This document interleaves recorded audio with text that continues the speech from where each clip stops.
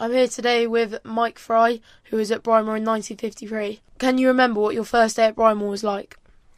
Yes, I certainly can. I remember distinctly we were there unloading our trunks at the bottom of the bed, and Roger Danby, who is still a lifelong friend of mine, now lives in Canada, he turned around to me and he said, "Where's thee come from then?" And I said, "Pardon?" And he said, "Where's thee come from?" You know, that was his accent that he had from Wookey Hole. He came from Wookey Hole. I can remember those words distinctly. Boarding at Brimore, obviously as there are day boys and the boarders, were you very separate? Yes. I distinctly remember that the day boys racing up the drive, late for school if the bus had turned up a bit late, and their satchels sort of flowing in the wind behind them. And then the next thing we'd look around, it was 4 o'clock, and they'd be chasing off in the opposite direction to go home again. Well, our life as boarders was really just beginning at that stage. That was the, in my mind, lessons aside, the exciting part of Brimore, when activities could begin, sport could begin. Then, of course, there was an hour and a half of prep after that. So it was quite a long day. From 7:15 in the morning, I know Mr. Goldsworthy, he was the housemaster upstairs on the top floor, and he'd go around like a train. 7:15, throwing the dormitory door open. But Mr. Taylor was a different standard altogether. He used to come around and just open the door. "Come on, 7:15, Irwin, come on, wake that Irwin up," and it was the same stories every morning. It was fun. It was an education. 15 in the dormitory, I believe. The old iron bedsteads were still there and in use many, many years later. A lot of money has just been spent in the main house to revamp the dormitories, somewhat different from what they were in our time. Did you see them at all before they were revamped? And if you did, is it much of an advantage to see them with the smaller numbers as they are now?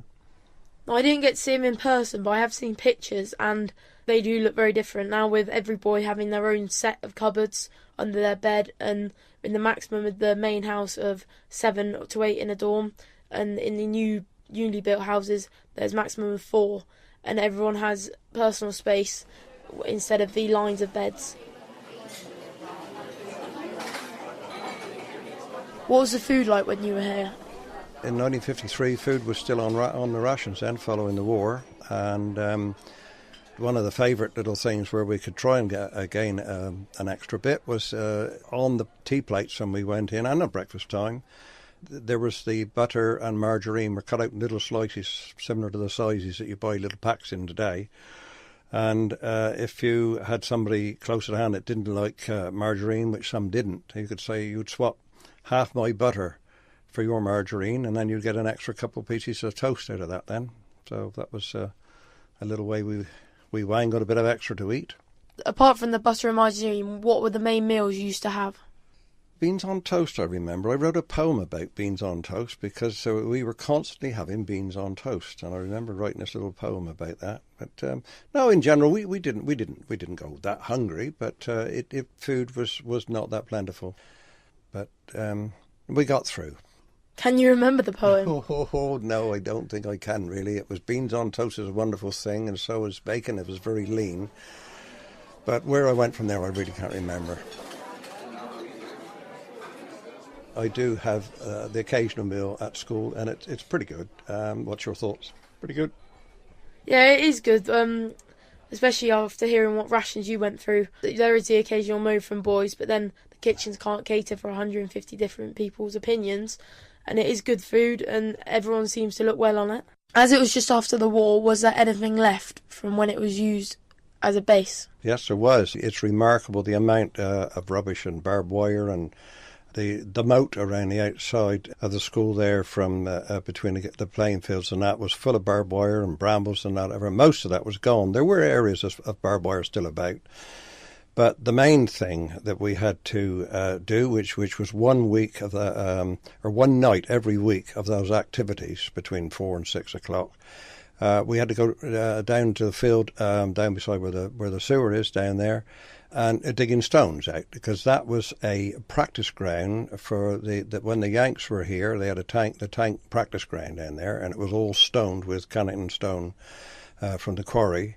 And we had to have partners. You'd go down to 2 of you, work in pairs, with potato forks, digging these stones out and putting them in great big piles. I believe it was 2 shillings was the prize at the end of the year for those that had the biggest pile. And my mate Norm Watts, who now lives in Australia, he and I, we had the prize for the biggest heap of stones, I remember. If you could come back to Brimore, would you have it how we have it now, or would you want it the same as when you came? Well, as an old-fashioned cookie like me, there's nothing to beat the good old days, really. But no, I mean, time has to go on, and I think that particularly down here in the new build down here, it's marvellous to think the way that those dormitories are now set out, and yeah, you've got everything laid on. It's a pity you aren't here more time to enjoy it, as far as I'm concerned. The holidays that you have are far too long. What was the longest school holiday you had in your time at Brimore? I really can't remember what the length of the summer term was now, but I know we used to have 13-week terms. And I remember there was this chap, Philip Irwin, from Surrey, I think he came from. And I mean, there was no way he could go home at all from beginning of term to the end of term. And that was a long, long time for him. Yes, that was a long term.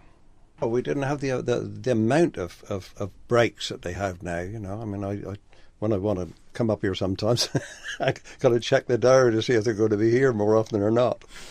Though it does seem to me that they do spend a lot of time at home now compared with, but who's to say that is wrong? But we did have long term, but we loved it. We really enjoyed it. Yeah, how would you think you would get on with coping with only going home on the first Sunday of each month for a half a day between church services, as it was in the past? I think it would be a struggle, especially, the longest I've stayed here is 7 weeks compared to a 13-week term. And so I think it would be a struggle, but since everyone would have to stay, it would all be the same, whereas everyone now has the opportunity to go home every weekend whenever they choose, and it would be very different. Well, I think the situation as is now, you just don't really get time to get homesick. We used to get really homesick. Is there much homesickness, sort of experience today? I think the time people most get homesick is after lights out, because boys are busy from, same as you, from 7:15 till 9 o'clock at night. And I think when everything calms down and everyone's in their beds, I think that's when it hits home that they are away from home.